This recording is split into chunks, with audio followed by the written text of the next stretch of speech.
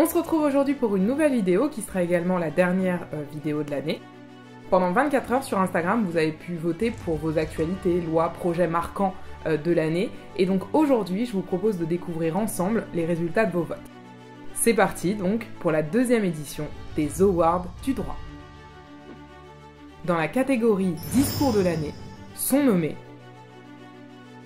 Emmanuel Macron avec « Nous sommes en guerre ».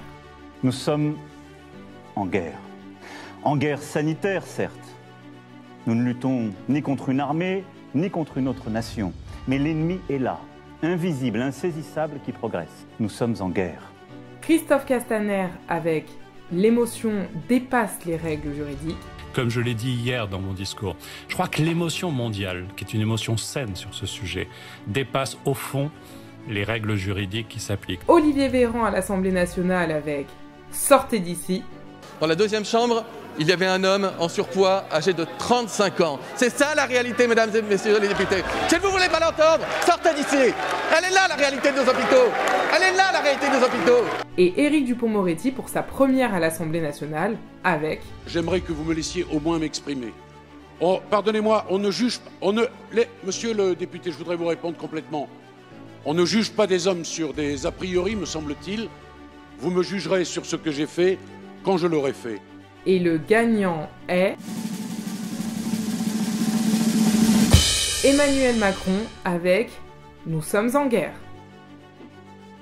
Dans la catégorie procès de l'année, sont nommés le procès de Nicolas Sarkozy. C'est du jamais vu en France. Nicolas Sarkozy est jugé pour corruption et trafic d'influence. Le procès de Patrick Balkany. Le procès de Jonathan Daval. Extrait de la maison d'arrêt de Dijon ce matin, Jonathan Daval est arrivé dans ce convoi peu après 7h30 pour répondre devant la cour d'assises du meurtre de son épouse Alexia. Et le procès des attentats de janvier 2015. Ce sera le premier procès des attentats de 2015. Un symbole, mais aussi un casse-tête. Comment accueillir 200 parties civiles, 97 avocats, des dizaines de journalistes, sans compter le public. Et le gagnant est le procès des attentats de janvier 2015, dont on a évidemment beaucoup parlé cette année et ces derniers mois, puisqu'il s'est tenu à partir du mois de septembre et s'est terminé en décembre. Et c'est évidemment un procès historique, par l'envergure qu'il avait et les faits dont il était question. Et c'est d'ailleurs le premier procès pour terrorisme qui a été filmé. Dans la catégorie nomination de l'année, sont nommés Éric Dupond-Moretti, nommé ministre de la Justice, Claire Hédon, nommé défenseur des droits, Dominique Simonneau, nommé contrôleur général des lieux de privation de liberté, et Nathalie Roret, nommée directrice de l'École nationale de la magistrature. Et le gagnant est Éric Dupond-Moretti, nommé ministre de la Justice. Pour le coup, je ne suis pas du tout surprise parce que clairement, sa nomination, personne ne s'y attendait. Ça avait vraiment fait l'effet d'une bombe.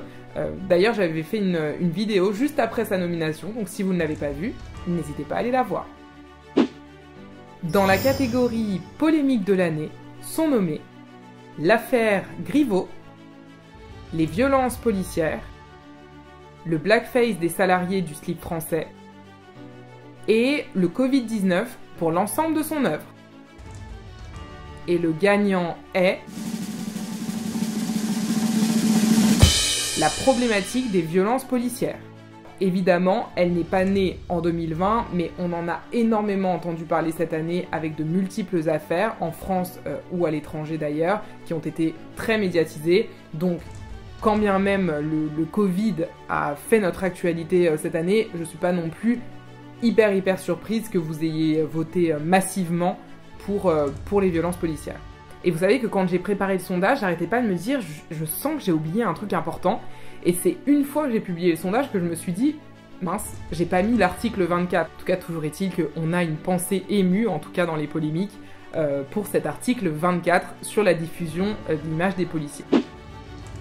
Dans la catégorie liberté qui a le plus souffert en 2020, sont nommés la liberté d'aller et venir, le droit à la vie privée, la liberté d'expression et la présomption d'innocence.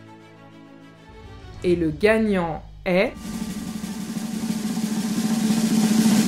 la liberté d'aller et venir. Et effectivement, avec ce qu'on a connu cette année, les multiples confinements, le couvre-feu, les fermetures des restaurants, des salles de sport, des écoles, des lieux culturels, des parcs d'attractions, j'aurais vraiment été très surprise si la majorité d'entre vous avait voté pour autre chose. D'ailleurs, quand bien même, d'autres libertés, évidemment, ont pu être impactées cette année comme les années précédentes et comme les années à venir, à n'en point douter. Dans la catégorie proposition ou projet de l'année 2020, sont nommés la proposition d'Éric Dupond-Moretti de filmer les procès. Moi, je souhaite que les audiences soient filmées et que les procès soient diffusés. La volonté de Barbara Pompili d'interdire les animaux sauvages dans les cirques itinérants. Aujourd'hui, je vous annonce la fin progressive de la présence de faune sauvage dans les cirques itinérants. L'annonce d'Emmanuel Macron sur l'école obligatoire en présentiel des 3 ans. Dès la rentrée 2021, l'instruction à l'école sera rendue obligatoire pour tous, dès 3 ans. L'instruction à domicile sera strictement limitée. Et la proposition de loi allongeant le délai pour avorter. Les députés ont donné un premier feu vert la semaine dernière en commission à une proposition de loi visant à allonger de 12 à 14 semaines de grossesse le délai légal pour recourir à l'avortement. Et le gagnant est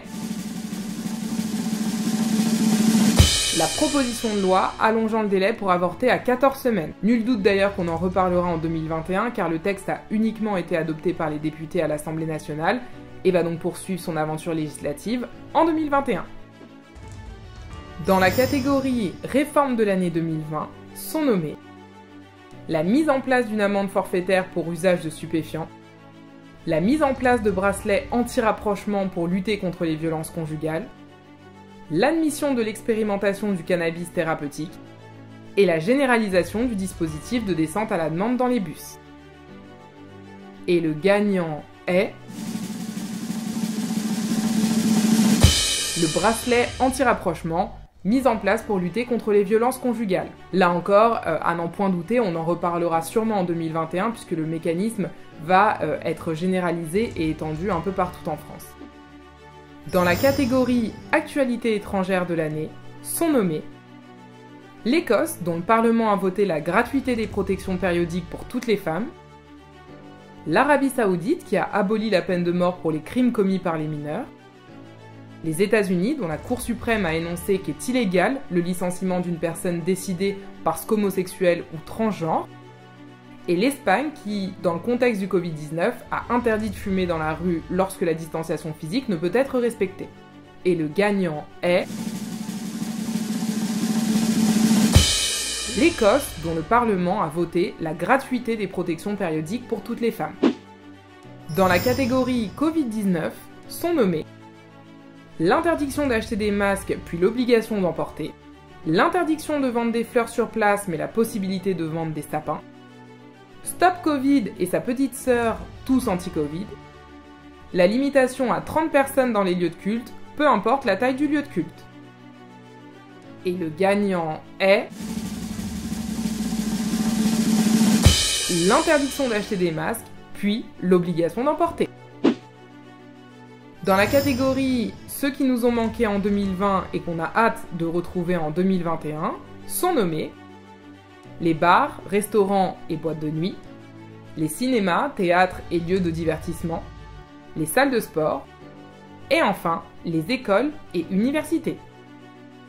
Et le gagnant est